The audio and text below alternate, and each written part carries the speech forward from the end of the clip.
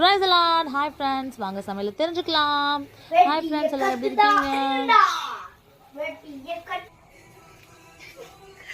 உலக தமிழர்கள் அனைவருக்கும் இனிய பொங்கல் நல்வாழ்த்துக்கள். Wish you happy Pongal. இந்த பொங்கல் எப்படி பொங்கி வழிகிற மாதிரி உங்களுக்கு சந்தோஷமும் மகிழ்ச்சியும் எல்லாமே பொங்கி வழிகிறோம். உங்களை வாழ்த்துறேன். Happy Pongal to all.